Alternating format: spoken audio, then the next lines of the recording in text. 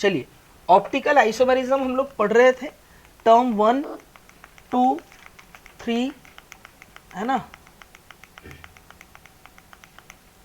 Questions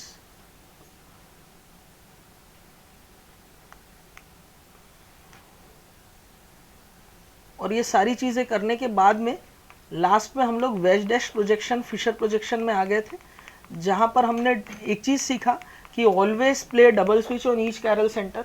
अगर chiral centre पे मैं डबल स्विच करता हूं तो कॉन्फ़िगरेशन चेंज नहीं होता, लेकिन सिंगल स्विच कर दूंगा तो कॉन्फ़िगरेशन चेंज हो जाएगा। तो आरएस कॉन्फ़िगरेशन निकालना हमें आ गया। कितने लोग को ये नहीं आ रहा है, ईमानदारी से हाथ उठाओ। क्यों? हाय,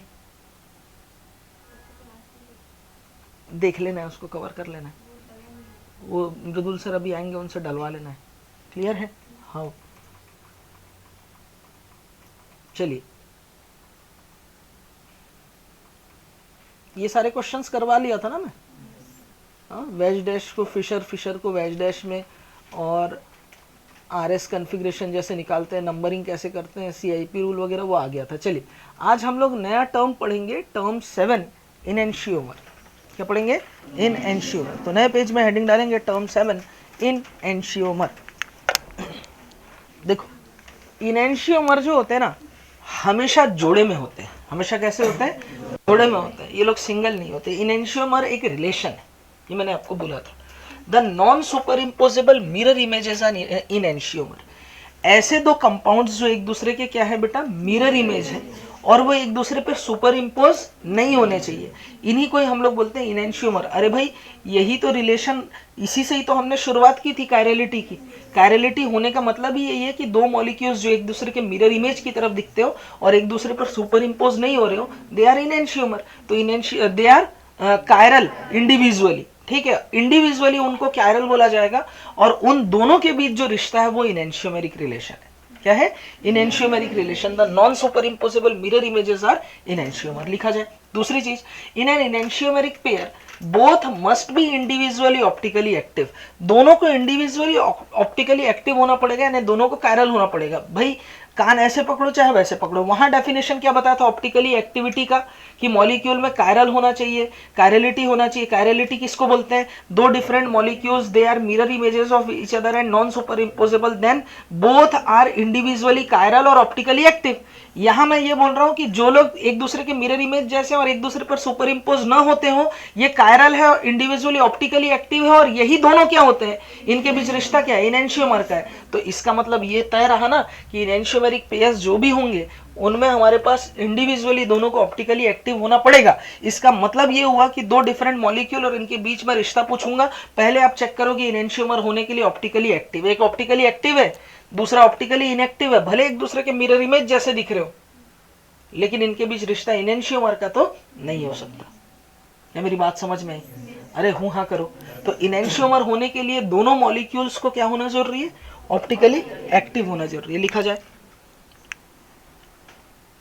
क्लियर है? सभी को क्लियर ये चीज? हाँ भाई ठीक। चलिए चौथा पॉइंट देखते हैं। Both compounds have identical physical property. अब मेरे को एक चीज बताओ, दोनों एक दूसरे के मिरर इमेज जैसे, दोनों ऑप्टिकली एक्टिव हैं, अगर इनएंशियोमर है तो लगभग समझ लो कि एक ही मॉलिक्यूल है, इनकी सारी फिजिकल प्रॉपर्टी सेम होगी, चाहे बॉइलिंग पॉइंट हो, फ्रीजिंग पॉइंट हो, मेल्टिंग पॉइंट हो, रिफ्रैक्टिव इंडेक्स हो, विस्कोसिटी हो, सॉल्युबिलिटी हो, सब कुछ सेम होगा। इसलिए तो इनको सेपरेट करना थोड़ा मुश्किल होता है। ठीक है, इनमें ऑप्टिकल रोटेशन में फर्क होता है। क्या फर्क होगा? एक लाइट को, प्लेन पोलराइज लाइट को डेक्स्ट्रो रोटेट करेगा तो दूसरा लीवो रोटेट करेगा, एक प्लस होगा तो दूसरा माइनस होगा, लेकिन डिग्री ऑफ रोटेशन सेम होगा। फॉर एग्जांपल एक इनएंशियोमर ने लाइट को 60 डिग्री राइट में मोड़ा है, तो दूसरा वाला लाइट को 60 डिग्री ही मोड़ेगा लेकिन लेफ्ट में। समझ में आ रही बात? तो फोर्थ पॉइंट वही लिख रहा हूं, both compound have identical physical properties, that means they have identical boiling point, melting point, freezing point, critical temperature, refractive index, density, solubility, viscosity etc. जितने भी physical properties होंगे वो सब कुछ क्या होगा? सेम होगा। और इनऑर्गेनिक केमिस्ट्री में पीरियोडिक क्लासिफिकेशन नहीं, केमिकल बॉन्डिंग पढ़ाते हुए मैंने इन फिजिकल प्रॉपर्टीज का कंपैरिजन भी आपको बताया था कि अगर वैंडरवाल फोर्स ऑफ अट्रैक्शन से बढ़ते हुए हम लोग किधर जाते हैं, इंटरमॉलिक्यूलर हाइड्रोजन बॉन्डिंग की तरफ जाते हैं, तो सब कुछ बढ़ता है, बस वोलेटिलिटी वेपर प्रेशर घटता है ना। तो फिजिकल प्रॉपर्टी यहाँ देखा था, तो सब कुछ सेम है। इसीलिए that is why enantiomer can not be separated by physical method like fractional distillation. अब देखो फ्रैक्शनल डिस्टिलेशन क्या होता है, ये प्रैक्टिकल केमिस्ट्री की क्लास राहुल सर आपकी ले रहे हैं, ठीक है, वो जैसे ही कंटिन्यू होगा तो आपको पता चलेगा आइसोलेशन वाला पार्ट, वहां पर आप डिस्टिलेशन पढ़ते हो। देखो होता क्या है, एक ऐसा मतलब ये ऐसा राउंड फ्लास्क होता है, ठीक है, इसमें हम लोग यहाँ पर कॉर्क लगाकर जॉइंटर लगाते हैं, ठीक है, और यहाँ से इनको पास किया जाता है, ये कनेक्टर लगा करके इन्हें आगे पास किया जाता है स्टैंड में, ठीक है। अब यहाँ डिफरेंट बॉइलिंग पॉइंट वाले ऑर्गेनिक कंपाउंड्स भरे हुए, यहाँ पर कंडेंसर लगा दिया जाता है, इसके अंदर ना हम लोग क्या करते हैं बेटा, ठंडा पानी फ्लो कर रहे होते हैं जिससे ये एरिया ठंडा बना रहता है। अब जरा समझना, एक टेम्परेचर भी लगा देते हैं ताकि टेम्परेचर से हम लोग मेजर कर सकें। अब suppose A B C D ये ऑर्गेनिक कंपाउंड है, सबका बॉइलिंग पॉइंट डिफरेंट है, यानी कि सबकी फिजिकल प्रॉपर्टी डिफरेंट है। अब जब मैं इनको गर्म करूंगा तो आपको पता होगा कि यहाँ से भाप बन करके लिक्विड उड़ेगा, उड़ने के बाद ठंडा होगा, और ठंडा होगा तो कंडेंस करके इसको हम लोग एक फ्लास्क में मतलब कलेक्ट कर लेते हैं। अब होता क्या है जरा देखना, किसी पर्टिकुलर टेम्परेचर में, अच्छा ये सब जो होता है ना ऑर्गेनिक कंपाउंड को ना आप गर्म करोगे ना, डायरेक्ट हीट नहीं देना, क्योंकि ऑर्गेनिक कंपाउंड जो होते हैं जल्दी ब्रेकेबल होते हैं, ठीक है। एक तो इनकी बॉइलिंग पॉइंट वगैरह लो होती है, ठीक, और दूसरा अगर आपने उसमें और टेम्परेचर दे दिया तो ये लोग ब्रेक होने लग जाते हैं, जल जाते हैं, ठीक है, क्या हो जाते हैं, जल जाते हैं। तो अंडर हाई प्रेशर इनको बॉयल करना पड़ता है। हाई प्रेशर में जब आप बॉयल करते हो ना, तो उस कंडीशन में बॉइलिंग पॉइंट में जो चेंज होता है वो कम होता है, ये सब मैं पढ़ाऊंगा आपको।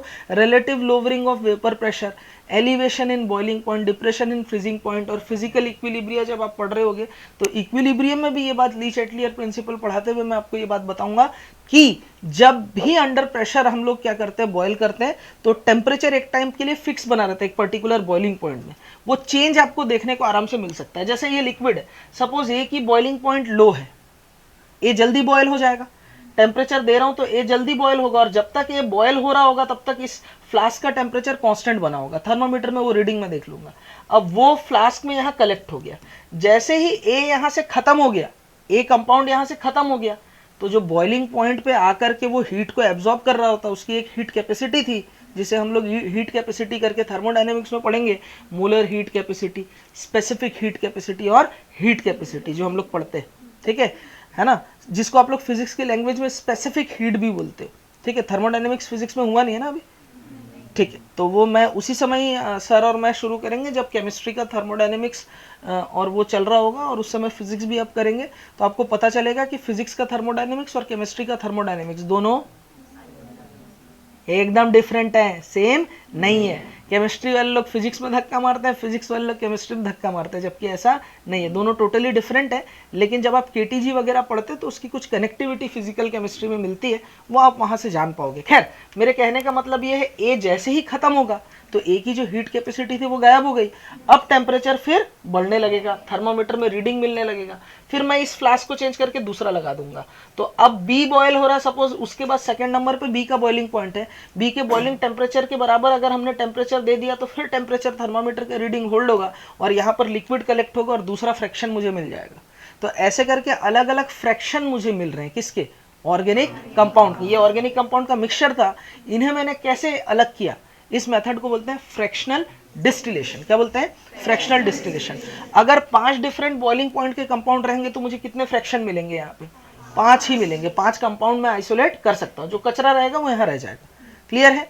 डिस्टिलेशन प्रोसेस का इस्तेमाल करके wine and beer without distillation process से बनाया जाता है, और जो बाकी ब्रिवेज होते हैं, ठीक है, उनको डिस्टिलेशन प्रोसेस के थ्रू बनाया जाता है। अल्कोहल का फॉर्मेशन है, ये आप कमर्शियल एनसीईआरटी में पढ़ोगे आपके क्लास 12th में, ठीक है। इंडस्ट्रियली जो आप जैसे फर्मेंटेशन, जहाँ पे स्विस चीज़, शार्मनी चीज़ वगैरह आप पढ़ते हैं, ठीक है, माइक्रोब्स इन ह्यूमन वेलफेयर जहाँ आप पढ़ते हैं, तो वहाँ आपको पता रहेगा कि अल्कोहल एक पेय पदार्थ होता है, मतलब ठंडे प्रदेश जहाँ होते हैं ना, वहाँ लोग बॉडी टेम्परेचर को मेंटेन रखने के लिए पीते हैं, ठीक है, तो उसमें जो ज़्यादातर चीज़ें जो होती है, नहीं छत्तीसगढ़ वाले हम लोग तो जानते हैं, इसमें हम देश में नंबर 1 है, क्यों? हाँ चलो, तो वाइन एंड बियर जो होता है विदाउट डिस्टिलेशन प्रोसेस से बनता है, उसमें ये डिस्टिलेशन नहीं होता, डायरेक्ट फर्मेंटेशन होता है ना, इसलिए बबल्स ज़्यादा होते हैं उसमें, ठीक है। और बाकी जो प्रोसेसेस होते हैं ना, उसमें क्या होता है, डिस्टिलेशन के थ्रू करते हैं, तो अल्कोहल का कंसंट्रेशन उसमें हाई रहता है, ठीक है, परसेंट बाई वॉल्यूम अल्कोहल उसमें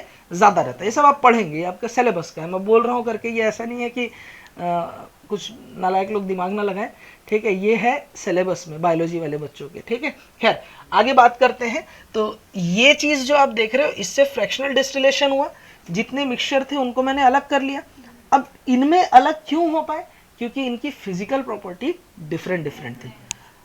5 अगर डिफरेंट फिजिकल प्रॉपर्टी वाले ऑर्गेनिक कंपाउंड ले लूँ तो मुझे कितने फ्रैक्शन मिल रहे हैं? 5। अगर मैं कोई ऐसा ले लूँ जो इनएंशियोमर है, तो इनएंशियोमर की फिजिकल प्रॉपर्टी क्या होती है? सेम। बॉइलिंग पॉइंट भी क्या है? सेम है। तो बताओ, वो इनएंशियोमर को मैं इस मेथड से अलग कर सकता हूँ क्या? इस मेथड से मैं अलग कर सकता हूँ क्या? नहीं। तो फ्रैक्शनल डिस्टिलेशन मेथड से हम लोग इनएंशियोमेरिक पेयर्स को तो अलग नहीं कर सकते। जैसे फॉर एग्जांपल मिक्सचर है, मिक्सचर किस किस का है? वाटर, वाटर का बॉइलिंग पॉइंट कितना होता है? 100 डिग्री सेंटीग्रेड, ठीक है। फिर मैं ले रहा हूं इथेनॉल,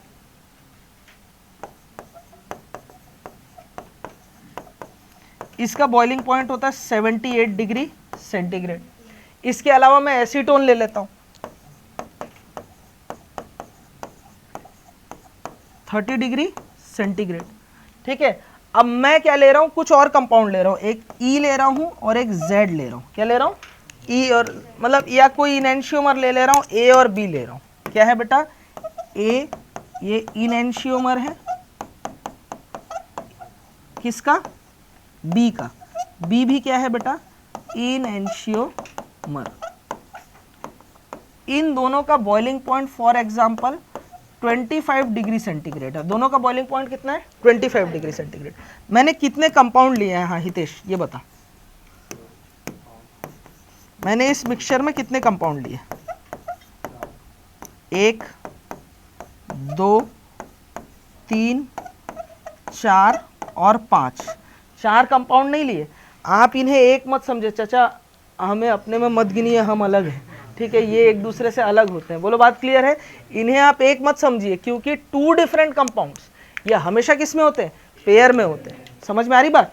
पेयर हमेशा होते हैं, मतलब एक साथ मिलते हैं, ये नहीं बोल रहा हूँ, मतलब ए एग्जिस्ट है इनएंशियोमर, तो बी भी इसका इनएंशियोमर एग्जिस्ट है, और दोनों ऑप्टिकली एक्टिव है, और दोनों का ही बॉइलिंग पॉइंट, कमाल की बात तो ये है, कितना है बेटा?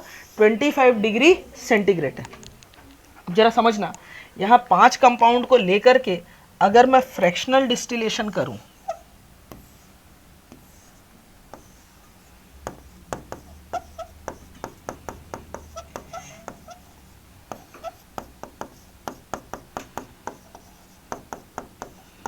तो मुझे 5 फ्रैक्शन मिलने चाहिए थे, 5 बीकर में, 5 फ्लास्क में कंपाउंड मिलने चाहिए थे। मुझे मिले कितने? ओनली 4 फ्रैक्शन मिले।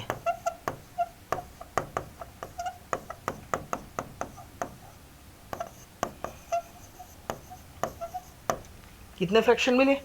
4। क्या ये बात सबको समझ में आए? अच्छे से आए? मैंने कंपाउंड कितने लिए थे? उनको डिस्टिलेशन किया, मिले कितने? 4। तो जो सेपरेट नहीं हो पाए इस मेथड से, वो लोग आपस में क्या होंगे? जरूर इनएंशियोमर होंगे। समझ में आ रही बात? लिखा जाए। चलिए, इनएंशियोमर में अगला पॉइंट है, both enantiomers show same amount of rotation for PPL, but sign wise it is opposite. भाई जो बात मैंने समझाया वही बात है, दोनों ही लाइट को जितनी डिग्री रोटेट कर रहे हैं, सोना नहीं है, उतना ही दोनों इनएंशियोमर घुमाएंगे, बस फर्क सिर्फ इतना होगा, sign wise it is different. एक लाइट को अगर डेक्स्ट्रो घुमा रहा है तो दूसरा लीवो रोटेटरी होगा। क्या मेरी बात समझ में है दुर्गा देवंगन? ठीक है, लिखा जाए बेटा। अब देखो, केमिकल प्रॉपर्टी की बात करें ना, तो ये लोग आइडेंटिकल केमिकल प्रॉपर्टी भी दिखाते हैं, लेकिन एक्सेप्शन है, reaction with optically active reagent. ये वाला ना, जब हम लोग रिएक्शन मैकेनिज्म पार्ट 2, इधर सुना चाहे, रिएक्शन मैकेनिज्म पार्ट 2 जब पढ़ेंगे तब ये चीज़ जानोगे। जैसे स्टीरियो केमिस्ट्री किसी रिएक्शन की बताऊंगा, तो कोई इनएंशियोमर है, दोनों ऑप्टिकली एक्टिव है, दोनों इनएंशियोमर है, तो ऑप्टिकली एक्टिव रिएजेंट के साथ ये आर प्रोडक्ट बना रहा है, तो इससे बनने वाला प्रोडक्ट एस होगा, ठीक है। क्लियर है? ये चीज जब हम लोग रिएक्शन मैकेनिज्म पार्ट 2 पढ़ रहे होंगे वहां आप ये वाला पार्ट को बहुत अच्छे से समझोगे। अभी फिलहाल इस पॉइंट को लिख लिया जाए। अब जरा ये जानने का जुगाड़ देख लो, सेम नेचर कायरल सेंटर हो। सेम नेचर बोलने का मतलब है कि उस कायरल सेंटर, दोनों कायरल सेंटर के पास जो एंटिटीज जुड़े हुए हैं वो सेम है, यहां पर भी कायरल सेंटर के पास जो एंटिटीज जुड़े हैं वो सेम है। अगर चारों एनवायरमेंट सेम है तो उसे सेम नेचर कायरल सेंटर बोला जाता है। और हैविंग सेम कन्फिग्रेशन, अगर कन्फिग्रेशन सेम है दोनों का तो वो आइडेंटिकल होगा। कन्फिग्रेशन डिफरेंट है, ऑपोजिट है, तो वो क्या होगा? इनेंशियोमर होगा। एक टर्म होता है डायस्टेरियोमर, वो बाद में समझाऊंगा, पहले ये लिखा जाए।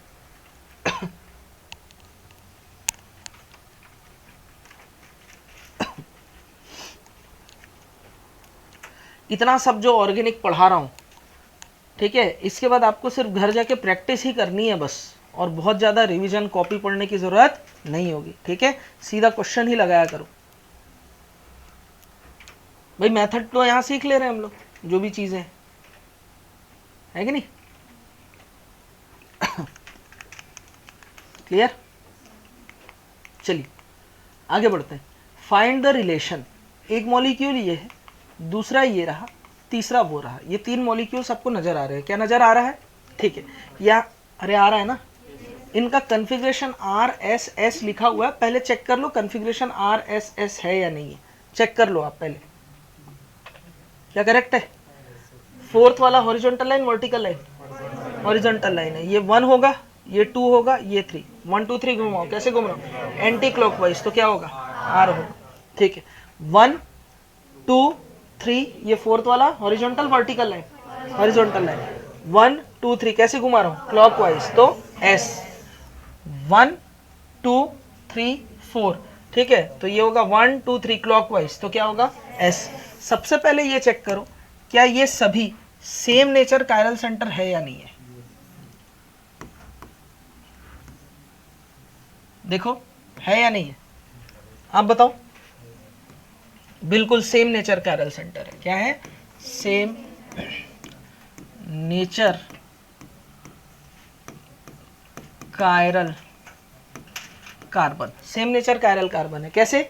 यहां पर भी इस कार्बन से OH CH3COH H, यहां पर भी OH CH3COH H, यहां पर भी OH CH3COH और H लगा हुआ है, तो क्या सेम नेचर कायरल सेंटर है? हुआ किया जाए, बोल के पढ़ा जाए। ठीक है, चलिए अब देखो, सबसे पहले अगर इसे मैं फर्स्ट बोल रहा हूं, इसे मैं सेकंड बोल रहा हूं, इसे मैं थर्ड बोल रहा हूं, ठीक है, ये ऑप्टिकली एक्टिव है? सोना नहीं है? अरे किसी मॉलिक्यूल में अगर एक कायरल सेंटर रहेगा तो molecule must be optically active. ये ऑप्टिकली एक्टिव है? Yes sir. ये ऑप्टिकली एक्टिव है? Yes sir. तीनों ही ऑप्टिकली एक्टिव है, तो इनेंशियोमेरिक का रिलेशन तो हो ही सकता है। अब जरा 1 और 2 को चेक करो, 1 एंड सेकेंड, 1 और 2, इनके बीच क्या रिश्ता है आप मुझे बताओ। रेड आइस्ट्रीमर, रुक जा, बताया ही नहीं हो तो पहले ही। ठीक है, R और S same nature chiral centre, optically active तो है ही है, और कन्फिग्रेशन आ रहा है मतलब ऑप्टिकली एक्टिव होंगे। Same nature chiral centre with different या ऑपोजिट कन्फिग्रेशन, क्या होगा? इनेंशियोमर। ठीक है, चलिए फर्स्ट और सेकंड हो गया, फर्स्ट और थर्ड देखो।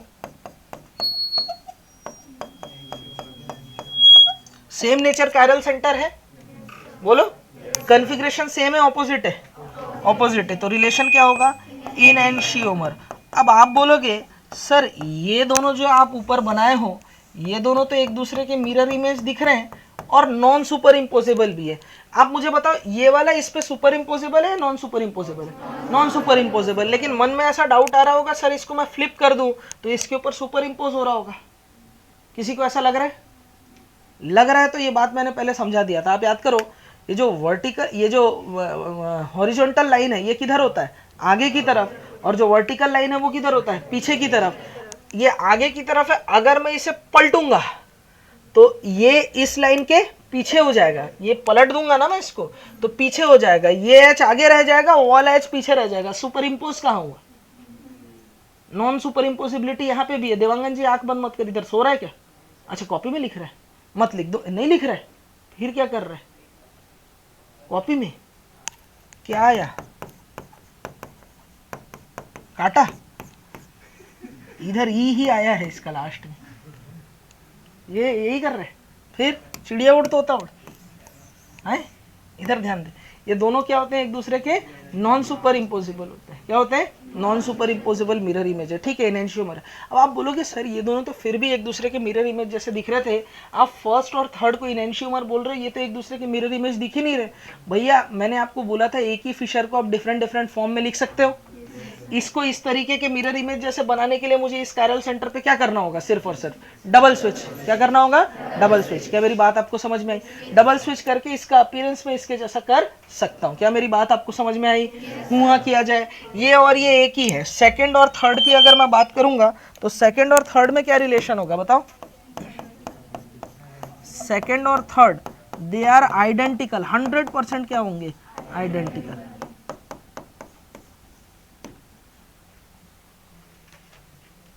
आइडेंटिकल है यार, सेकंड और थर्ड देखो सेम नेचर कैरल सेंटर है, सेम कॉन्फ़िगरेशन है, तो क्या होगा? आइडेंटिकल होगा। और क्या होगा? नहीं आया समझ में? लिखा जाए। चलिए टर्म नंबर 8 देखने जा रहे हैं, डायस्टीरियोमर। ठीक है, हिंदी में भी इसे बोला जाता है डायस्टीरियोमर। क्लियर है? ठीक है, तो ये सब पढ़ पढ़ के हम लोग को एक दिन मर ही जाना है, लेकिन फिर भी बात को समझा जाए। The stereo isomers which are non mirror images are diastereomer. इससे पहले क्या बोला? दो ऐसे होने चाहिए, मिरर इमेजेस होने चाहिए एक दूसरे के। दो मिरर इमेजेस कंपाउंड है जो दो इंडिविजुअली ऑप्टिकली एक्टिव हो और दोनों एक दूसरे पे नॉन सुपर इम्पोजेबल हो, वो लोग क्या होते हैं? इनेंशियोमर। मैं बोल रहा हूँ ऐसे स्टीरियो आइसोमर्स होंगे जो एक दूसरे के मिरर इमेज ना हो, उनके लिए एक टर्म रखा गया, उसे बोलते हैं डायस्टीरियोमर। पहली बात तो ये भी एक रिश्ता है, एक रिलेशन है। ठीक है, ये इंडिविजुअल एक मॉलिक्यूल की प्रॉपर्टी नहीं। दूसरा, all geometrical isomers are diastereomers of each other. ये लाइन मैंने पहले दिन आपको जिस दिन क्लासिफिकेशन पढ़ा रहा था वहां, ज्योमेट्रिकल आइसोमरिज्म का पहले लेक्चर वाले पेज में आ जाओ कॉपी में।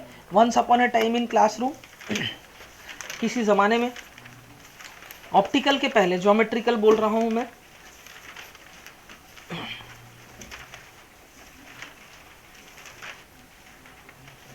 जहां मैंने क्लासिफिकेशन बताया था, आप देखें, इनेंशियोमर और डायस्टीरियोमर बताया था, कन्फिग्रेशनल और कन्फॉर्मेशनल। तो कन्फिग्रेशनल के दो टाइप थे, एक इनेंशियोमर और एक डायस्टीरियोमर। इनेंशियोमर में मैंने क्या लिखा? Mirror image isomer. ये दो तरीके के होते हैं, एक इरिथ्रो, थ्रियो, इस पे हम बात करेंगे आगे। दूसरा डायस्टीरियोमर जो होता है ये नॉन मिरर इमेजेस आइसोमर होते हैं। इसके दो एग्जांपल बताए, ज्योमेट्रिकल वाले भी और ऑप्टिकल वाले भी। तो जो ज्योमेट्रिकल आइसोमर्स होते हैं, सिस और ट्रांस, आप एक चीज याद करो, सिस और ट्रांस कभी भी एक दूसरे में सुपर इम्पोज नहीं हो सकते। हो सकते हैं क्या कभी भी? क्या ये एक दूसरे के मिरर इमेज है? नहीं है। और एक दूसरे पे सुपर इम्पोजेबल है? नहीं है। लेकिन एक दूसरे के क्या है? ये जीआई है, यानी स्टीरियो आइसोमर्स तो है ना? अरे है ना? तो इस रिश्ते को हम लोग नाम देते हैं डायस्टीरियोमर। तो जितने भी ज्योमेट्रिकल आइसोमर्स होंगे और उनका रिलेशन आए, सिस ट्रांस वाला केस दिखे, आंख बंद करके क्या लिखना है? डायस्टीरियोमर। इसके सिवाय कुछ होने का सवाल ही पैदा नहीं होता। बोलो बात क्लियर है? लिख लो। ऐसा खुद से मत कर, तो पूरा नहीं रोटेट कर पाएगा गर्दन। दूसरे को बोल 360 डिग्री घुमाने, तब घूमेगा। चलो नागेश मेरे दोस्त, अगला पॉइंट देखो। इन अ पेयर ऑफ, अच्छा, इनेंशियोमर होने के लिए दोनों को क्या होना जरूरी था? ऑप्टिकली एक्टिव होना चाहिए था। In a pair of diastereomers both में बी ऑप्टिकली एक्टिव और इनएक्टिव, और वन एक्टिव अदर इनएक्टिव। ऐसा भी हो सकता है कि दोनों एक्टिव हो, ऐसा भी हो सकता है दोनों इनएक्टिव हो, ऐसा भी हो सकता है एक एक्टिव हो दूसरा इनएक्टिव हो। डायस्टीरियोमर के लिए कोई ऐसा बाउंडेशन नहीं है। तो अब ये तो बड़ा दिक्कत हो गया, डायस्टीरियोमर ढूंढने के लिए ऑप्टिकल एक्टिव है, इनएक्टिव है, क्या है? तो पहले हम लोग क्या ढूंढेंगे? इनेंशियोमर। देख सकते हैं, इनेंशियोमर नहीं हुआ तो ढूंढेंगे आइडेंटिकल। ये देख सकते हैं, आइडेंटिकल नहीं हुआ तो फिर आंख बंद करके क्या बोलना है? डायस्टीरियोमर। ये हमारा अप्रोच है। क्या मेरी बात समझ में आई? सब लिखा जाए। कोडोमिनेंस, गाय भी है ना, मिरेबिलिस जलापा 7 o'clock प्लांट ना, ये क्या होता है? ये इनकम्प्लीट डोमिनेंस। कोलैबोरेटिव जीन भी होते हैं ना, दो जीन्स मिलकर के कोलैबोरेटिव इफेक्ट दिखाते हैं। ये सब तो हट गया होगा, है? कोडोमिनेंस अलग है, एक होता है कोलैबोरेटिव जीन्स। है ना। तो कोलैबोरेटिव कोडोमिनेंस क्या होता है, दो जीन्स अपने, दो जो जीन्स है वो अपनी प्रॉपर्टी एक साथ शो करते हैं। कोलैबोरेटिव मतलब दोनों के इंडिविजुअल आइडेंटिटी अलग अलग तो दिखाते हैं, लेकिन दोनों अगर साथ में आ जाए तो कुछ नया दिखा देते हैं। इसे कोलैबोरेशन इफेक्ट बोला जाता है। वो है क्या, मतलब हम लोग पढ़ते थे उस समय में, अब तो है कि नहीं है मुझे नहीं मालूम है। इनकम्प्लीट डोमिनेंस तो है, कोडोमिनेंस भी है, नहीं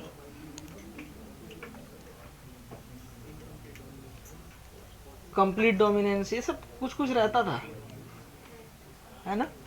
नहीं हट गया होगा, अभी तो सिलेबस बहुत बदल गया ना। हम लोग घोंगा में भी जेनेटिक्स पढ़े हैं। घोंगा शेल, उसका जो जो घोंगे का शेल होता है ना, वो क्लॉकवाइज रोटेट रहेगा कि एंटी क्लॉकवाइज रोटेटरी वो रहेगा। रेप्टाइल्स में एलिगेटर, मगरमच्छ में सेक्स डिटर्मिनेशन पढ़े, टेम्परेचर इफेक्ट टर्टल में, ये सब भी पढ़े। ये तो तुम हल्का सा पढ़े होगे, हम बहुत सारा पढ़े इसमें। और जो मैटरनल इनहेरिटेंस है वो तो उसमें तो इतना सारा पढ़ दिए। कलर, जो ह्यूमन बीइंग का कलर वाला, वो तो बहुत उसमें बहुत पढ़ते थे पहले। सिलेबस बहुत था, साइकस था, पाइनस था, जिम्नोस्पर्म में इतने सारे वो थे, मतलब ये सब भी पढ़ना पड़ता था। उनका लाइफ साइकिल रहता था। जैसे आपने सिर्फ एंजियोस्पर्म का लाइफ साइकिल पढ़ा होगा, स्पायरो गायरा है, इनका लाइफ साइकिल अलग था। ऐसे करके सिलेबस बहुत थे। मतलब एनिमल किंगडम और प्लांट डाइवर्सिटी, ये दो यूनिटी ऐसे थे जो ख़त्म नहीं होते थे। और तीसरा था अपना फैमिलीज़ वाला। फैमिलीज़ वाला तो इतना सारा ब्रेसिकेसी, क्रूसीफेरी, सोलेनेसी, दुनियादारी था, इतना सारा फैमिली पढ़ते थे। तो अब सिलेबस बहुत रिड्यूस हो गया है। अब सिलेबस क्या हो गया, बहुत रिड्यूस। तो अब भी अगर इतना समेट ना पाओ लास्ट मोमेंट तक तो दिक्कत वाली बात है। क्लियर है, समझ में आई बात, क्लियर है। चलिए यहाँ तक बात क्लियर है, आगे बढ़ जाऊँ। तुमने मॉडर्न फिजिक्स में सिर्फ एटम्स, न्यूक्लियाई पढ़े होगे, रेडियो एक्टिविटी भी हट गया तुम्हारे उससे। एक्सरे है, एक्सरे अनऑफिशियली सिलेबस से हट गया, लेकिन नालायक लोग क्वेश्चन दे देते।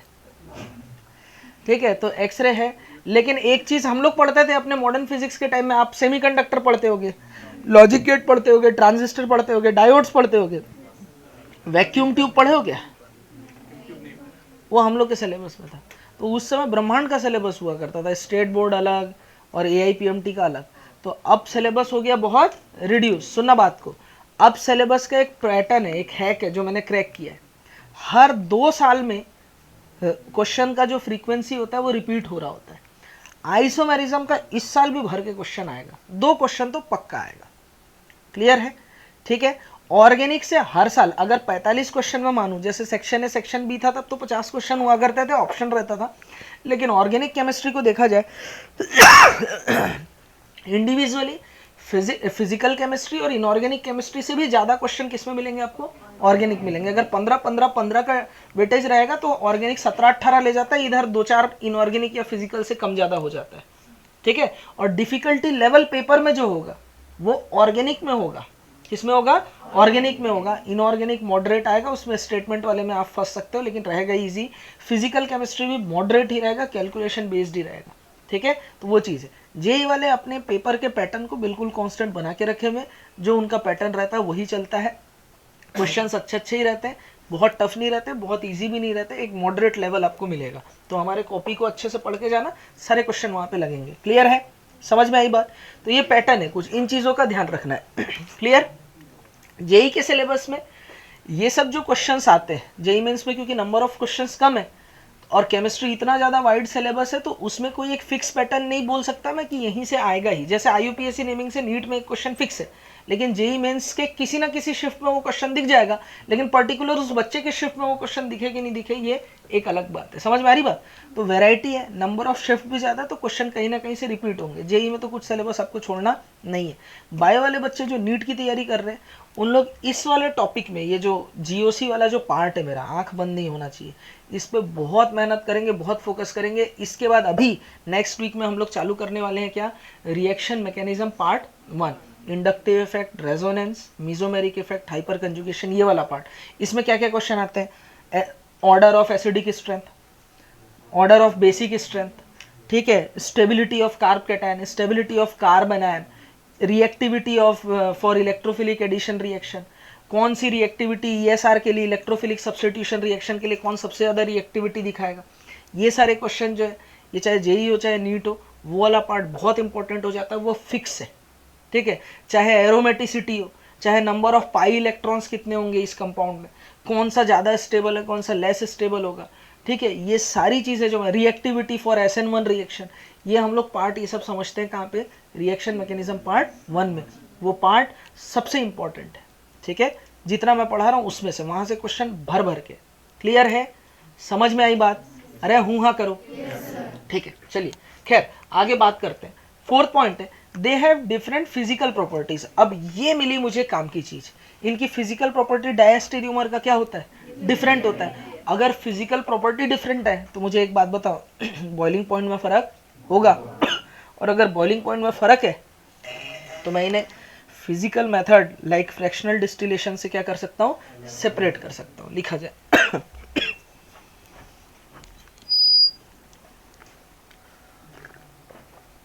फाइंड द रिलेशन, आपको रिलेशन ढूंढना फर्स्ट, सेकेंड, थर्ड, फोर्थ और फिफ्थ, ये 5 कंपाउंड है, क्लियर है।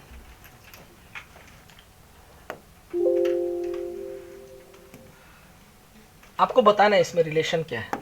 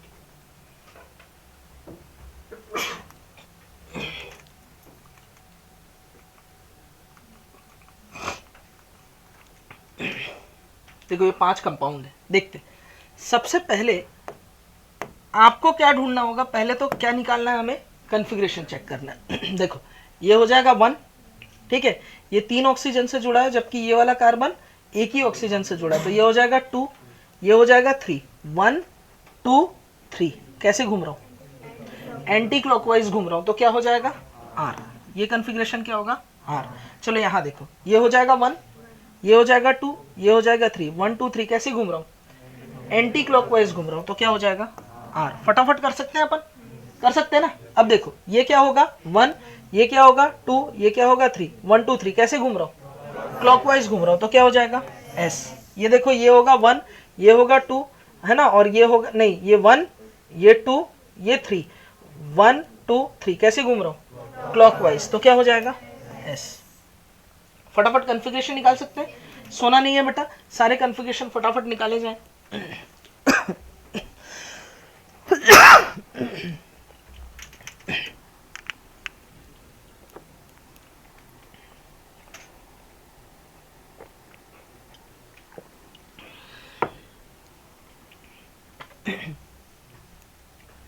किसी के पास वो कुछ है क्या, स्ट्रेप्सिल विक्स टाइप का कुछ वो रखा है। अरे वो सेंटर फ्रेश का कैसे नहीं आ रही, आई कि नहीं क्या वहां से, आई, अरे थैंक यू बेटा, इसी साल का है ना।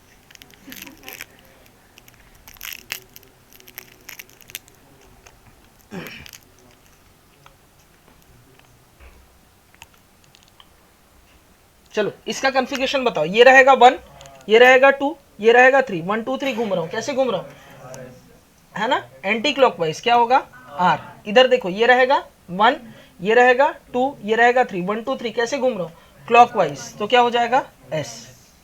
ठीक है, ये क्या होगा, देखो इसका कॉन्फ़िगरेशन देखो, ये रहेगा 1, ये रहेगा 2, ये रहेगा 3, 1 2 3 घूम रहा हूँ, कैसे घूम रहा हूँ, क्लॉकवाइज, तो क्या हो जाएगा S।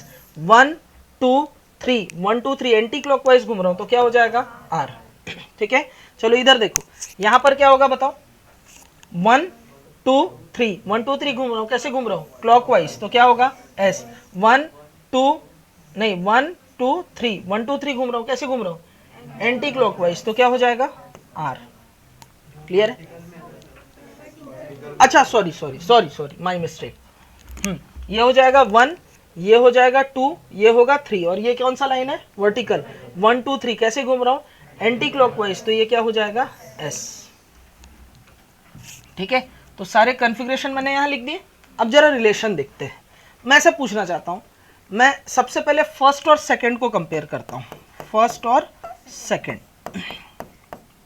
ठीक है, किसको कंपेयर कर रहे हैं? फर्स्ट और सेकंड। अब जरा देखना, फर्स्ट और सेकंड की बात करते हैं, तो फर्स्ट और सेकंड को देखो। फर्स्ट में ये कार्बन को देखो, क्या ये कार्बन और ये carbon same nature chiral centre है या नहीं है? ये और ये सेम नेचर कैरल सेंटर है या नहीं है? कई लोग बोलेंगे सर डिफरेंट नेचर, ये आर है, ये ऐसे। अरे मैं नेचर की बात कर रहा हूँ। OH COH H ये ग्रुप, OH COH H ये ग्रुप सेम है, ये सेम नेचर है। ये दोनों सेम नेचर कैरल सेंटर है कि नहीं है? तो ये भी सेम नेचर कैरल सेंटर, ये भी सेम नेचर कैरल सेंटर है, ठीक, विद अपोजिट कॉन्फ़िगरेशन। तो क्या होगा? अरे इनेंशियोमर। क्या होगा? इनेंशियोमर। ठीक है, same nature chiral centre with क्या होगा? Opposite configuration. क्या होगा? इनेंशियोमर होगा। फर्स्ट और सेकंड हो गया। चलो सेकंड और फिफ्थ को देखते हैं। सेकंड और फिफ्थ को देखो। देखो सेकंड में ये और ये सेम नेचर कैरल सेंटर है या नहीं? बोलो है? ये और ये सेम नेचर कैरल सेंटर है या नहीं है? या ये कैसे भी आप कंपेयर कर सकते हो, कोई बड़ी बात नहीं। सेम नेचर कैरल सेंटर है विद डिफरेंट कॉन्फ़िगरेशन और सेम कॉन्फ़िगरेशन, सेम कॉन्फ़िगरेशन। तो ये लोग क्या होंगे? आइडेंटिकल होंगे। ठीक है, अच्छा फर्स्ट और फिफ्थ के बारे में आपका क्या विचार है? फर्स्ट 1 और 5 देखो, 1 है और 5 है, same nature chiral centre, opposite configuration, same nature chiral centre, opposite configuration. Same nature कैसे? लगे हुए जो एंटिटीज है वो क्या है? सेम है। ऊपर ऊपर सर ऊपर करो सब लोग, इधर देखो, इधर देख जवान। Same nature chiral centre with opposite configuration, nature क्या होगा? इनेंशियोमर। नहीं आ समझ में? तो फर्स्ट और फिफ्थ तो हो गया, फर्स्ट और थर्ड को देखो।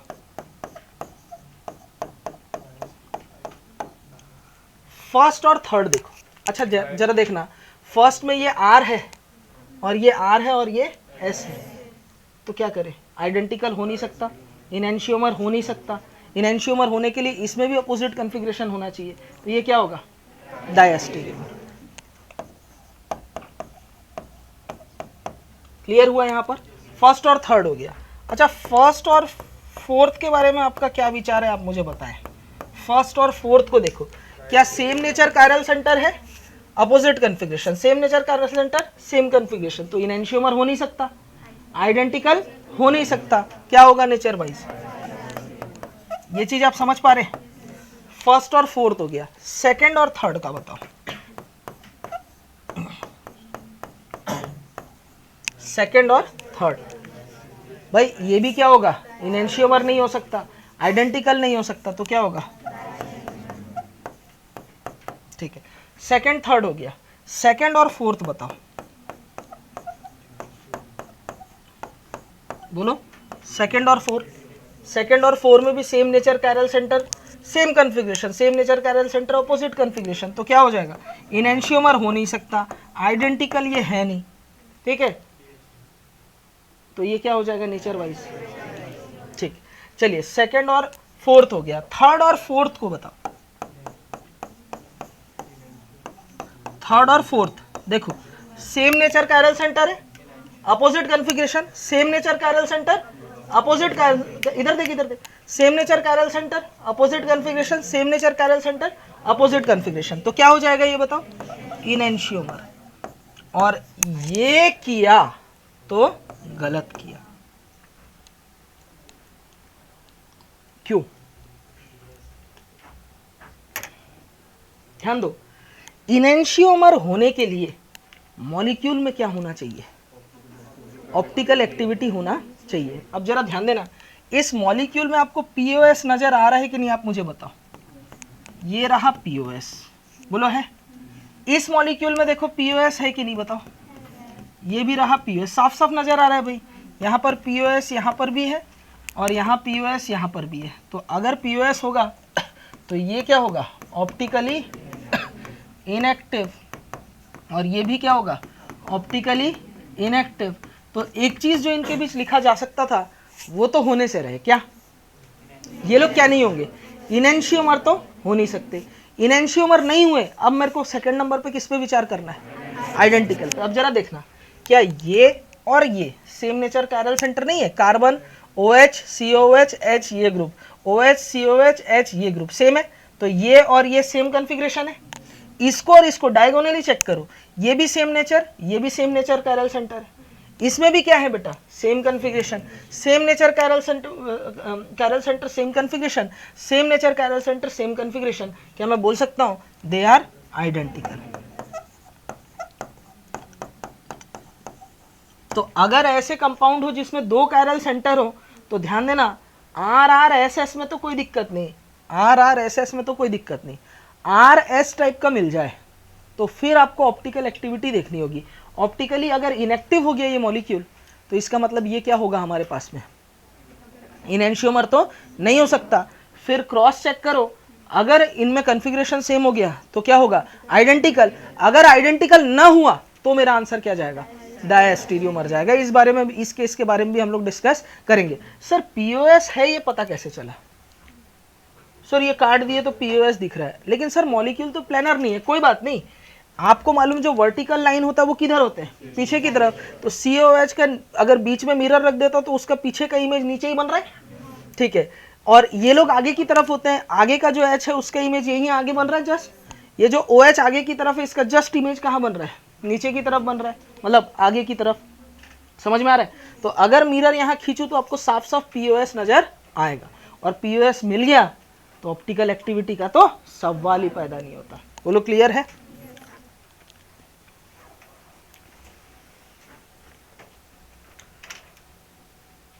अच्छा सर एक और मैं सोच सकता हूं, ये दोनों सर डायस्टीरियोमर नहीं है।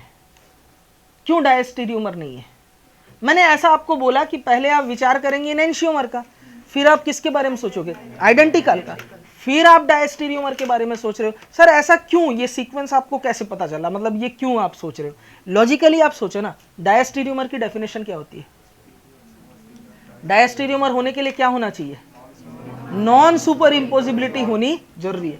मुझे एक चीज बताओ, इस मॉलिक्यूल, ये ऐसा है ये मॉलिक्यूल, अगर मैं ये नॉन सुपर इम्पोजिबल नहीं, एक दूसरे के नॉन मिरर इमेजेस होने चाहिए, नॉन सुपर इम्पोजिबल नहीं। डायस्टीरियोमर होने के लिए क्या होना चाहिए, ये गलत गलत शब्द मेरे जबान पे मत दे, ठीक है। गलत गलत बोल दिया उसके बातों में आ गया, मैं ठहरा देवता जैसा इंसान, बातों में फंस गया उसके। इधर सुन, डायस्टीरियोमर होने के लिए क्या होना चाहिए, नॉन मिरर इमेजेस होने चाहिए, एक दूसरे के मिरर इमेज नहीं होने चाहिए। अरे भैया ये तो बिल्कुल एक दूसरे के क्या है, मिरर इमेज, मिरर इमेजेस है।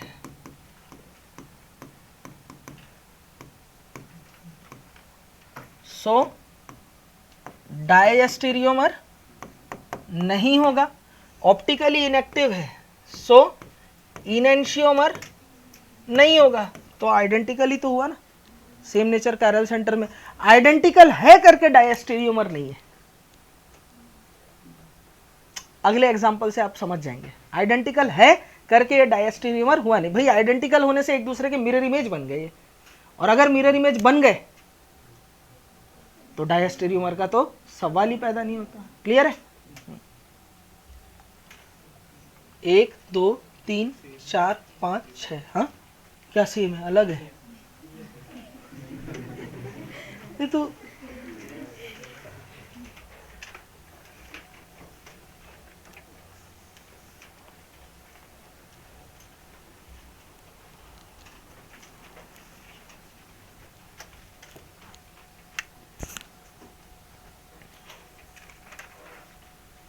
अच्छा इन कंपाउंड्स का IUPAC नाम लिख सकते हो क्या, बताओ। ये फंक्शनल ग्रुप है 1 2 3 4 और एस्टर लगा है, तो इस कंपाउंड का नाम, ये तो एस्टर हमारे लिए, इसके लिए प्रीफिक्स यूज होगा। एस्टर के लिए प्रीफिक्स क्या होता है?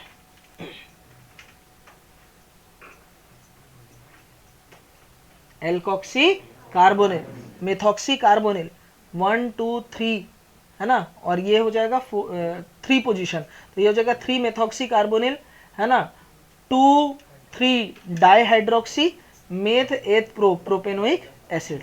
कर सकते हो ना, वो कर लेना। एस्टर ग्रुप है ना, तो एस्टर के लिए हम लोग क्या करते हैं, प्रीफिक्स एल्कोक्सी कार्बोनिल होता है। अच्छा, एस्टर के केस में कई बार ऐसा हो सकता है कि एस्टर को कुछ तो मजबूरी रही होगी, ऑक्सीजन के साइड वाला जो ब्रांच है वो हमारे पास क्या हो जाता है, प्रिंसिपल कार्बन चेन का हिस्सा हो जाता है, तो वहां पर हम लोग क्या यूज करते हैं, एल्केनोइल ऑक्सी। ठीक वैसे अमाइड के लिए भी देखे थे।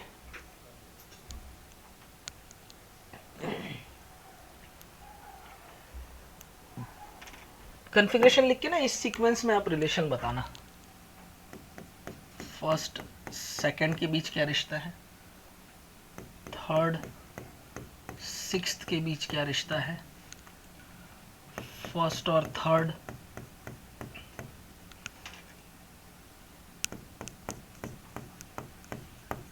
फर्स्ट और सिक्स्थ, सेकंड और थर्ड, फर्स्ट और फोर्थ, फर्स्ट और फिफ्थ,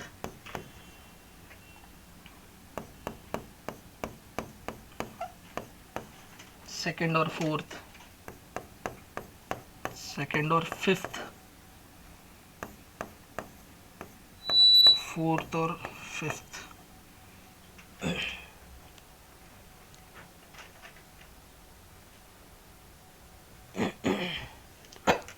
देखो फर्स्ट और सेकंड के बारे में क्या विचार है जरा देखते हैं। इधर देखो, सबसे पहले फर्स्ट को देखो, आर आर आर आर है, कोई दिक्कत नहीं। इधर देखो, same nature chiral centre compare करना है, कार्बन COH OH H ये group, carbon COH OH H और ये पूरा ग्रुप सेम है, तो ये और ये सेम नेचर कायरल सेंटर हुआ नहीं हुआ?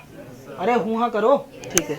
Same nature chiral centre same configuration, same nature chiral centre same configuration, they are identical. बोलो होगा, ठीक है, सोना नहीं है। दूसरा देखो, थर्ड और फोर्थ नहीं है, वो सिक्स्थ। कौन है रे फोर्थ? रोमन डिजिट में सिक्स्थ लिखा हुआ है।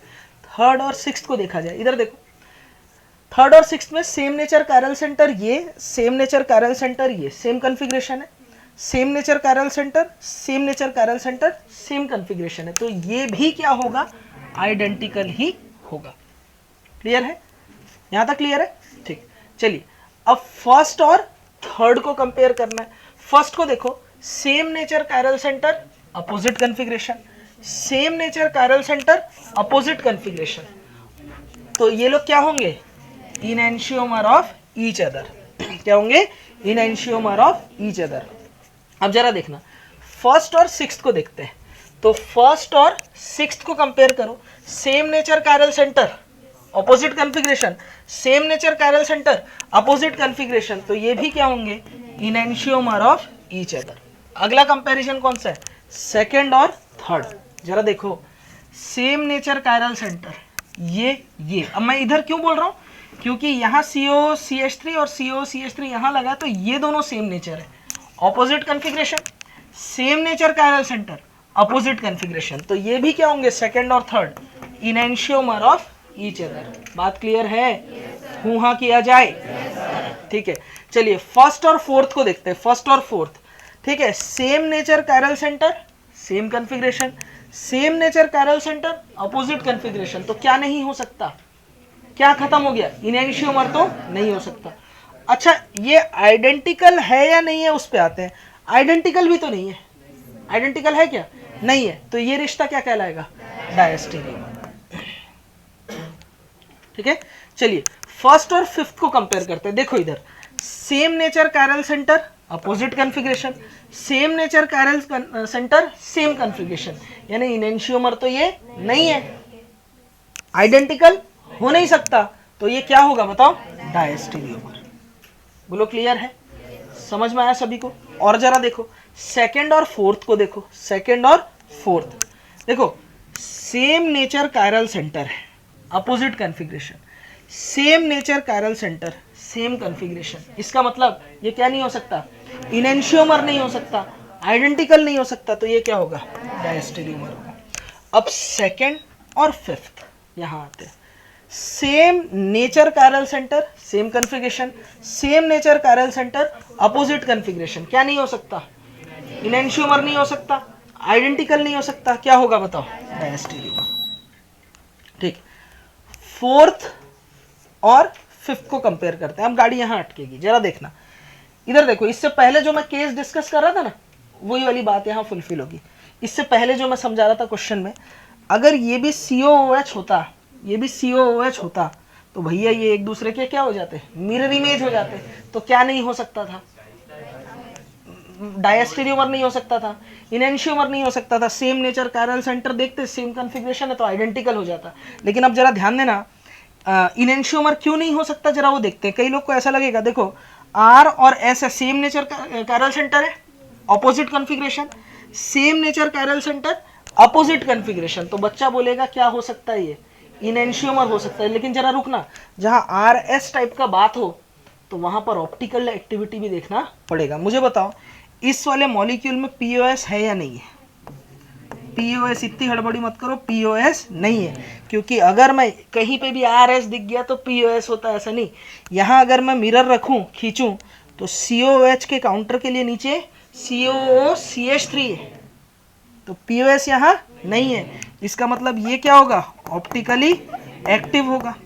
यहाँ पर भी POS नहीं है, इसका मतलब ये भी क्या होगा, ऑप्टिकली एक्टिव होगा।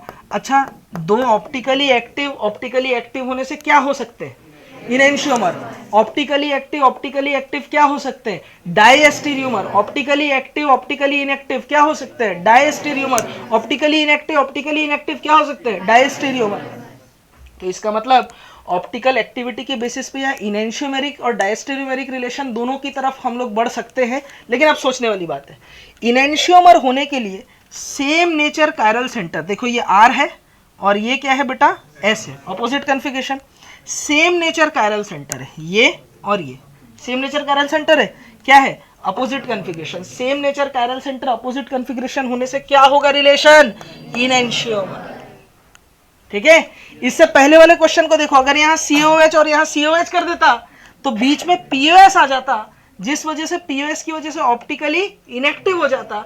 और ऑप्टिकली इनएक्टिव जो मिरर इमेजेस होते हैं वो तो क्या नहीं हो सकते, एक तो मिरर इमेज होने से डायस्टेरियोमर, वो तो खत्म हो गया, हम उसकी बात बाद में करेंगे। पहले क्या देखते हैं, इनेंशियोमर। अगर ऑप्टिकली इनएक्टिव होगा तो क्या नहीं हो सकता था, इनेंशियोमर नहीं हो सकता था। क्या मेरी बात आपको समझ में आई, इनेंशियोमर। इससे पहले वाले केस को याद करो आप, इससे पहले वाला जो केस हमने देखा, इस वाले केस में देखो, इसमें भी ये भी ऑप्टिकली इनएक्टिव, ये भी ऑप्टिकली इनएक्टिव, POS प्रेजेंट था, तो इस वजह से ये क्या नहीं हुआ, इनेंशियोमर।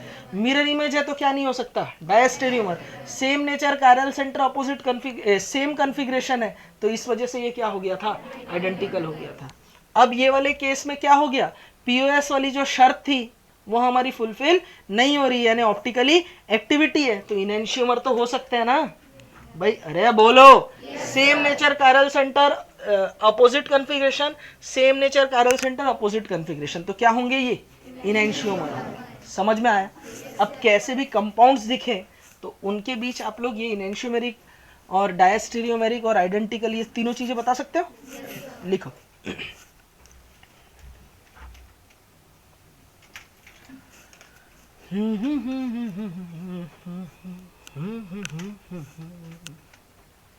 कितने लोग का पूरा सही था इधर का, एक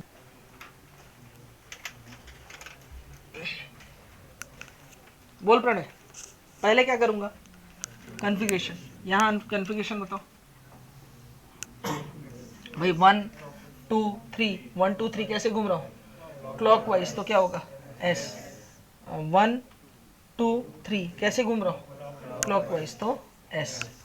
1 2 3 कैसे घूम रहा हूँ, anti clockwise, R।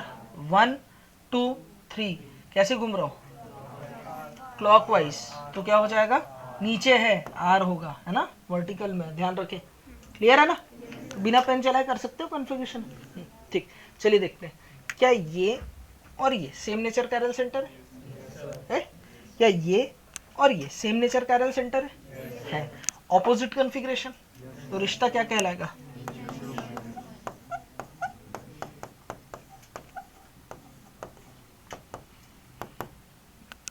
Clear? Easy है ना? वो बड़े बड़े क्वेश्चन कर दिए, ये क्या चीज है? नहीं लिखो,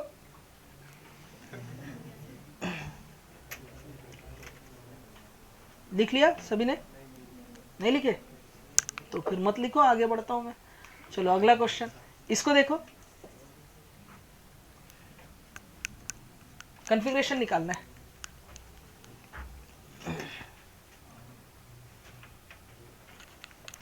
देखो ये क्या होगा, 1 2 3, 1 2 3 घूम रहा हूं, कैसे घूम रहा हूं? एंटी क्लॉकवाइज, तो आर 1 2 3 कैसे घूम रहा हूं? क्लॉकवाइज, तो एस। इधर देखो 1 2 3 कैसे घूम रहा हूं? क्लॉकवाइज, तो क्या हो जाएगा? एस 1 2 और ये क्या है? 3, 1 2 3 कैसे घूम रहा हूं? क्लॉकवाइज, तो आर क्या होगा? आर। अब जरा देखना, इधर देखो सेम नेचर कायरल सेंटर है, ऐसे ऐसे मत कंपेयर करना, देखना सेम नेचर कायरल सेंटर है, same configuration, same nature chiral centre है, सेम कॉन्फ़िगरेशन, क्या हो जाएगा?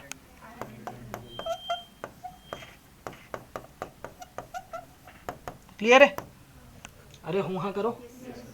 अरे भाई ये और ये सेम नेचर हुआ कि नहीं हुआ? COH OH H ये ग्रुप, COH OH H ये ग्रुप, ठीक है। ये देखो ये और ये भी सेम नेचर का एरर सेंटर है, सेम नेचर का error centre same configuration, same nature का एरर सेंटर सेम कॉन्फ़िगरेशन, तो क्या होगा? आइडेंटिकल ही होगा ना। ऐसा मत देख देना आर का एस, एस का आर ले इनएंशियोमर, ऐसा नहीं करते। इनएंशियोमर क्यों भी नहीं होगा, इस बात पे भी आप देखो। तो यहां पर आपको क्या दिख रहा है? POS नजर आ रहा है और POS नजर आ रहा है, तो ये क्या हो गया? Optically inactive. तो इनएंशियोमर तो नहीं हो सकता था, पहला डाउट ये खत्म। अच्छा इसमें POS नहीं दिख रहा है, लेकिन ये भी ऑप्टिकली इनएक्टिव ही है। इसमें POS न दिखे ना तो भी आप देख सकते हो, इसमें POS ऐसे नहीं दिखेगा। इस मॉलिक्यूल में ऐसे आप खींचोगे तो कहाँ आपको POS दिख रहा है? दिख रहा है क्या? नहीं दिख रहा है, लेकिन यहाँ POS तब भी है। क्यों? क्योंकि आपको मालूम है कि कायरल सेंटर के ओरिएंटेशन को आप बदल सकते हो विद डबल स्विच। अगर मैं डबल स्विच करूंगा तो ये मॉलिक्यूल बिल्कुल ऐसा का ऐसा दिखने लगेगा जिसमें POS प्रेजेंट होगा। ये आप कल की क्लास में जान चुके हो।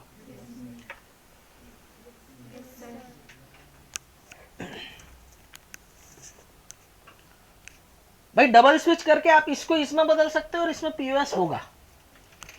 अरे यार OH यहाँ, COH यहाँ लाया, H यहाँ गया, H को OH से स्विच कर दिया, OH यहाँ आ गया, H यहाँ आ गया, तो यहाँ पर क्या होगा? POS होगा।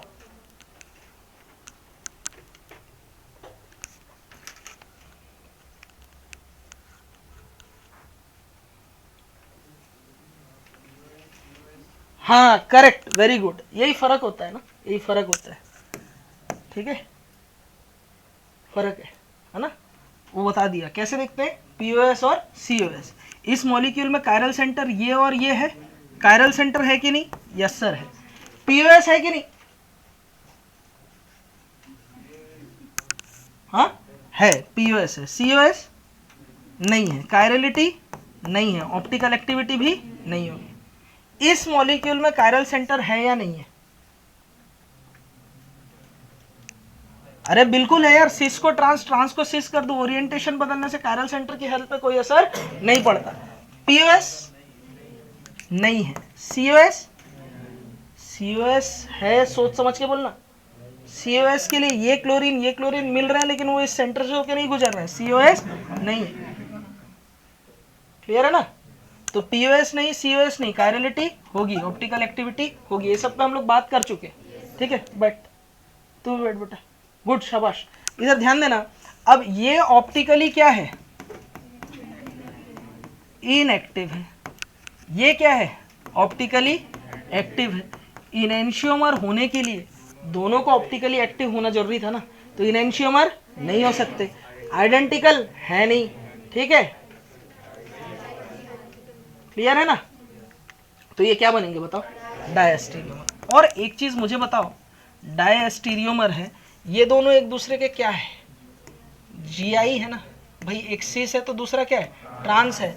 तो जीआई तो all geometrical isomers are diastereomer. Second number का पॉइंट आपकी कॉपी में। तो डायस्टीरियोमर अगर कोई है तो इसका मतलब वो, मतलब अगर कोई जीआई है तो ऑब्वियसली ये अंडरस्टूड है वो क्या होने वाला है? डायस्टीरियोमर। तो मेरा अप्रोच ये होगा कि अगर मेरे को सुना नहीं है, अगर मेरे को कोई जीआई दिख गए तो मैं आंख बंद करके क्या बोल दूंगा? वो लोग डायस्टीरियोमर। अप्रोच समझ में आया? लिखा जाए।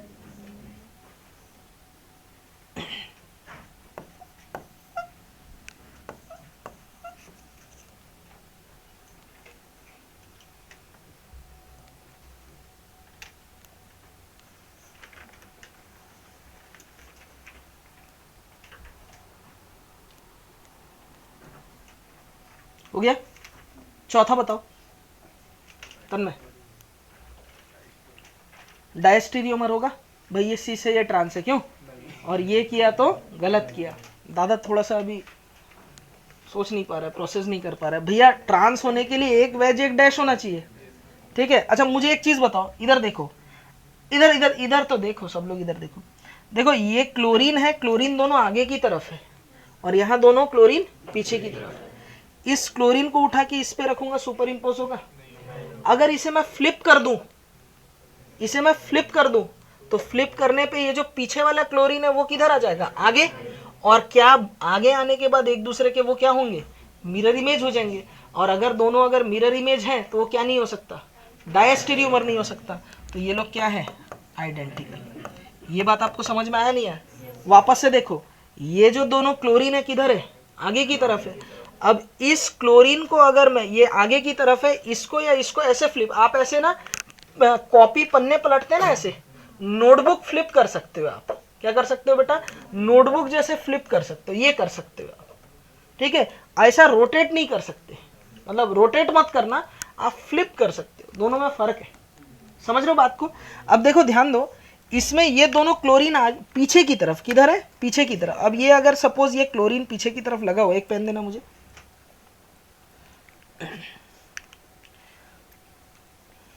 सपोज ये दो क्लोरीन एटम है, ये दोनों किधर लगे हुए हैं? पीछे की तरफ लगे। अगर मैं इसे नोटबुक की तरफ फ्लिप कर दूं तो ये लोग किधर आ जाएंगे? आगे। और इसमें भी दोनों क्लोरीन किधर है? आगे। तो ये और ये एक दूसरे के क्या होंगे? मिरर इमेज बन जाएंगे। और मिरर इमेज जो होते हैं वो क्या नहीं हो सकते? डायस्टेरियोमर। इनेंशियोमर ये होंगे नहीं। इनेंशियोमर क्यों नहीं होंगे? जरा उस पर बात करता हूँ। यहाँ पर कायरलिटी है, बोलो है। पीओएस है, तो ये ऑप्टिकली क्या है? इनएक्टिव। यहां पर कायरलिटी बताओ, कायरल सेंटर है, कायरल सेंटर तो है। उसके बाद फिर पीओएस, पीओएस यहां पे भी है, ये भी क्या है बेटा? Optically inactive. तो ऑप्टिकली इनएक्टिव होने से इनेंशियोमेरिक रिलेशन खत्म। और इसको अगर मैं फ्लिप कर देता हूं तो डायस्टेरियोमेरिक रिलेशन खत्म, क्योंकि मिरर इमेज बन रहे। तो होगा क्या? आइडेंटिकली होगा। और इतना लफड़ा मत पालो भाई, वेज है, दोनों ही सेम साइड है तो आइडेंटिकल होगा। भाई मैं इसे यहां से देख रहा हूं, उसको पीछे से देखूंगा तो वैसा दिखेगा। दूर से देखा तो कुछ दिखा नहीं, पास जाके देखा तो कुछ था ही नहीं। वही वाली बात है। अरे नहीं आया बात समझ में? अरे हूं हाँ करो। यहां से देखा तो दोनों क्लोरीन बाहर दिख रहा था, वहां से देखा तो अंदर दिख गया। सीधी बात है, क्लियर है ना? ठीक है, नजरिया है अपना अपना। क्या मॉलिक्यूल चेंज हो जाएगा क्या मैं अगर घूम घूम के देखूं तो? नहीं होगा ना। तो ये क्या है? आइडेंटिकल। नहीं है समझ में? दिमाग लगाना पड़ता है। आ गया?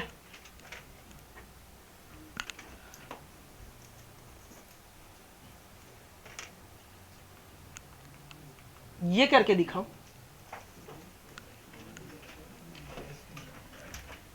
अच्छा ये दोनों, अच्छा मैं, मुझे ये बताओ, पहले ये बताओ, ये दोनों एक दूसरे के जीआई है या नहीं है? ये जीआई है यार। तो आंख बंद करके क्या बोलूंगा? डायस्टेरियोमर। लॉजिकली सोचो, इसमें पीओएस है, ऑप्टिकली इनएक्टिव। इसमें पीओएस है, ऑप्टिकली इनएक्टिव, तो क्या नहीं होंगे? इनेंशियोमर। अब इनेंशियोमर नहीं है, आइडेंटिकल। देखो आइडेंटिकल के लिए दोनों क्लोरीन सेम साइड, यहाँ एक आगे एक पीछे, क्या नहीं होगा? आइडेंटिकल नहीं होगा। तो जाहिर सी बात है क्या होंगे? डायस्टे। और वैसे भी ये दोनों एक दूसरे के क्या है? जीआई है।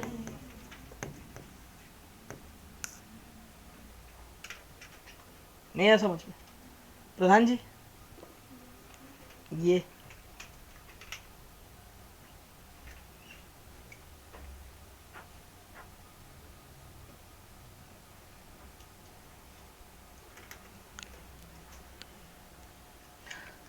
अब जरा देखना, इसको अगर मैं ऐसे रोटेट करता हूँ, मतलब इसको अगर मैं ऐसे फ्लिप करूँ, आप ऐसे रोटेट नहीं कर सकते, मैंने क्या बोला, ऐसे कई लोग सोचेंगे इसको ऐसे रोटेट कर दूँ, आप रोटेट मत करना, आप नोटबुक फ्लिप करना हमेशा। कैसे करना? Notebook flip.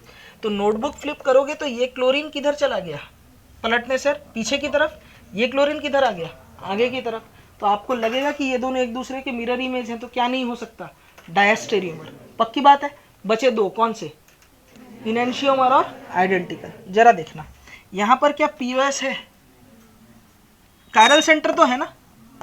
ठीक है, कायरल सेंटर है, बोलो है? ठीक है। पीओएस नहीं है, सीओएस नहीं है, कायरलिटी ऑप्टिकल एक्टिविटी है। यहां देखो ये दो कायरल सेंटर है हमारे पास में। अरे बोलो, बोल के पढ़ो। ठीक है, चलो पीओएस बताओ। नहीं है। सीओएस, कायरलिटी होगी, ऑप्टिकल एक्टिविटी होगा। ये भी ऑप्टिकली एक्टिव, ये भी ऑप्टिकली एक्टिव है। दोनों एक दूसरे के क्या है बेटा? ऑप्टिकली एक्टिव है। ठीक है, अब जरा सुनना।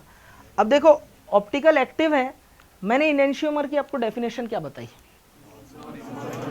Non super imposable mirror images, और दोनों ऑप्टिकली एक्टिव होने चाहिए, वो इनेंशियोमर है। अब मुझे एक चीज बताओ, ये भी वेज डैश है, ये भी वेज डैश है, जीआई तो नहीं है? जीआई होता तो क्या बोल देता? डायस्टेरियोमर। इसको उठा के इस पे सुपर इम्पोज करो, हो रहा है क्या? नहीं भाई, ये क्लोरीन किधर है? आगे। ये क्लोरीन किधर है? पीछे।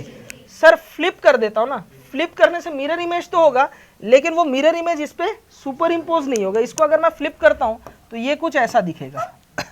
फ्लिप करने पर ये क्लोरीन हो जाएगा डैश में, और ये क्लोरीन हो जाएगा किसमें बेटा? वेज में।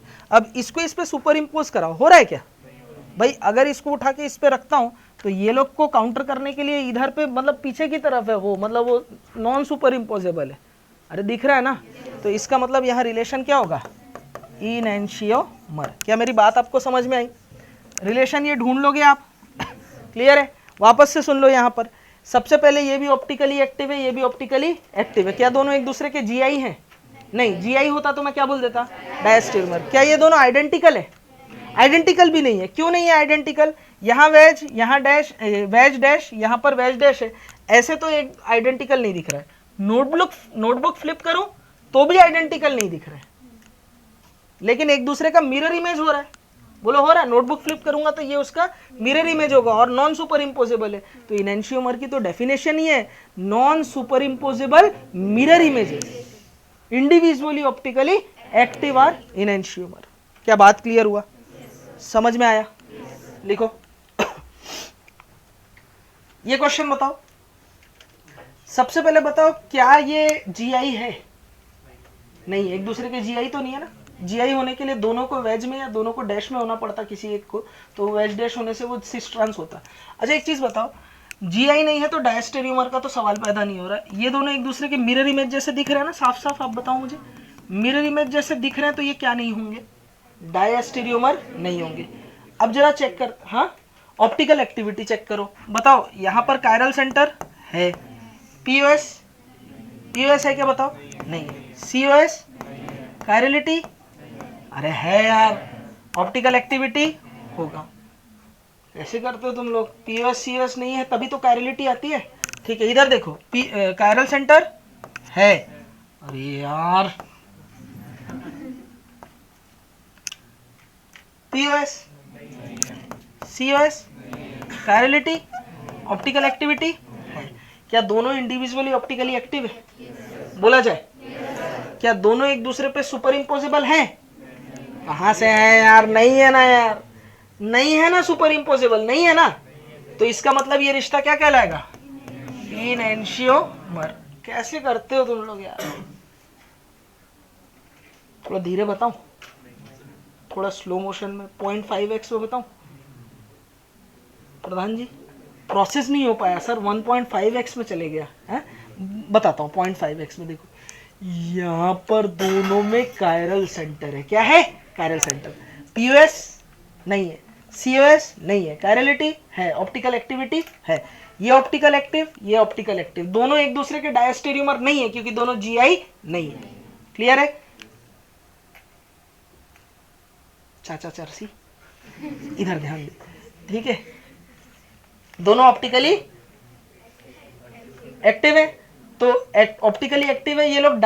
इनेंशियोमर हो सकता है, डायस्टेरियोमर क्यों नहीं है? क्योंकि एक दूसरे के जीआई नहीं है। आइडेंटिकल भी नहीं है। आइडेंटिकल क्यों नहीं है?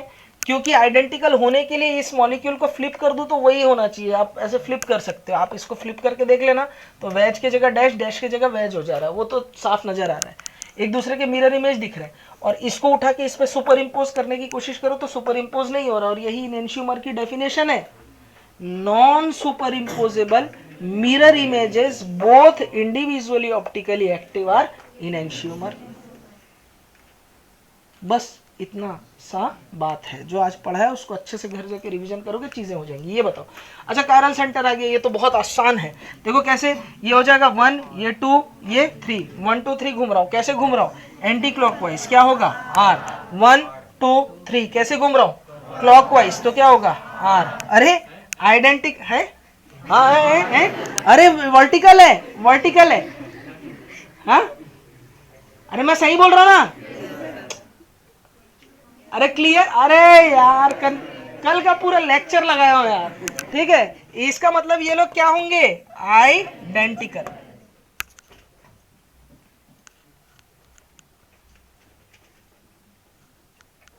नहीं आया समझ में?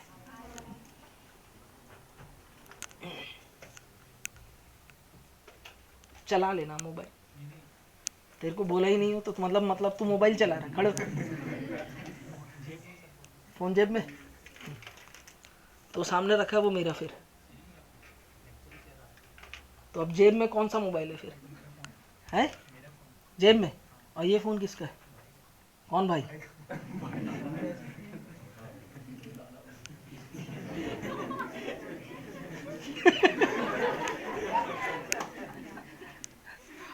वो है दादा, और सर्किट भाई बोला भाई का फोन है ना वो, दादा भाई। चलिए ये बताओ 9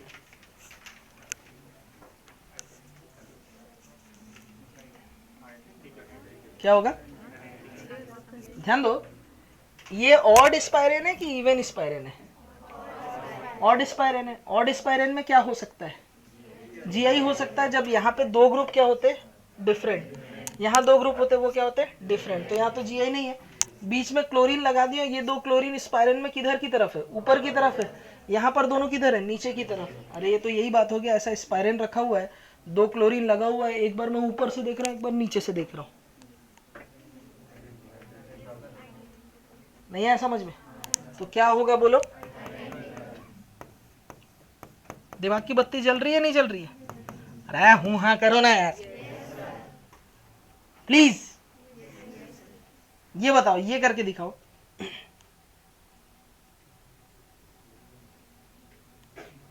बोलो आइडेंटिकल। भाई यहां से देख रहा हूं आगे, वहां से देख रहा हूं पीछे, ऐसा तो नहीं कर रहे हो? देखो समझना बात को, ये जो मॉलिक्यूल है सबसे पहले ये एक कायरल सेंटर है, बोलो है? वैसे सिमिलरली ये एक कायरल सेंटर है। अब एक एक कायरल सेंटर होने से यहाँ पर ये इंडिविजुअली क्या होगा? Optically active. ये भी इंडिविजुअली क्या होगा? Optically active. सबसे पहले सारी पॉसिबिलिटीज देखो। सबसे पहले आप क्या चेक करते हो? इनेंशियोमर। ये तो ऑप्टिकली क्या था? इनएक्टिव था। ये भी क्या था? ऑप्टिकली इनएक्टिव था। तो इसलिए पहले वाले केस में मैंने क्या नहीं देखा? इनेंशियोमर नहीं देखा। इनेंशियोमर के बाद क्या देखते? आइडेंटिकल। तो ये आइडेंटिकल मुझे नजर आ रहा है यार साफ साफ, मैं ऊपर से देख रहा हूँ या नीचे से देख रहा हूँ, आइडेंटिकल, कोई दिक्कत वाली बात नहीं। इस वाले केस में ये भी ऑप्टिकली एक्टिव है, ये भी ऑप्टिकली एक्टिव है। अब जरा समझना, ये ऑप्टिकल एक्टिव, ये ऑप्टिकल एक्टिव, तो किस चीज की पॉसिबिलिटी अभी बन रही है? इनेंशियोमर की। अगर ना हुआ तो क्या चेक करूंगा? आइडेंटिकल। ना हुआ तो क्या होगा? तो जरा इनेंशियोमर की शर्त को देख लेते हैं। अब इस मॉलिक्यूल, इनेंशियोमर की डेफिनेशन क्या बताया मैंने निधि? इनेंशियोमर की डेफिनेशन क्या बताया? दो डिफरेंट मॉलिक्यूल क्या होने चाहिए? अरे नहीं, एक दूसरे के मिरर इमेज होने चाहिए, और साथ ही ऑप्टिकली एक्टिव होने चाहिए, और सुपर इम्पोज करने पर सुपर इम्पोज ना हो, तो वो इनेंशियोमर है।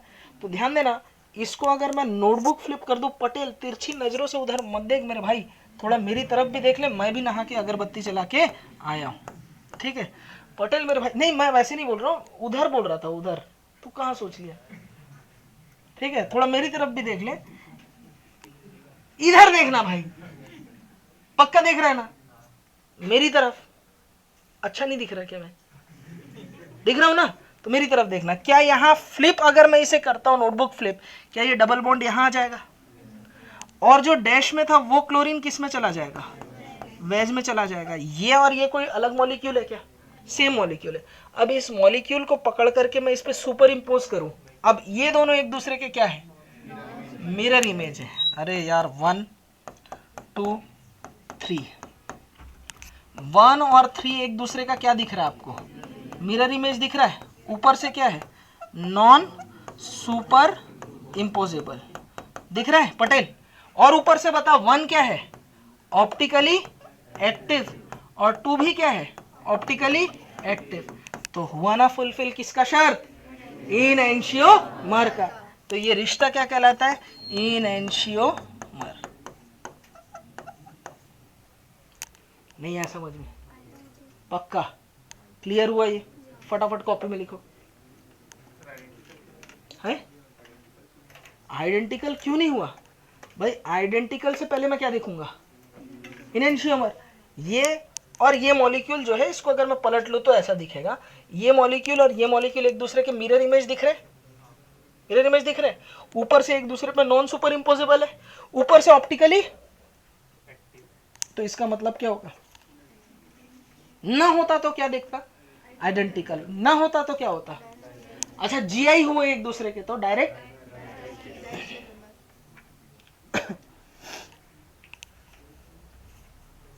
नहीं है समझ में, जुगाड़ ऐसे ट्रिक्स कोई नहीं देगा तुमको, सिंपल टिप्स, पीसीएम भी everything now easily on your finger tips, जो भी चाहिए ले लेना।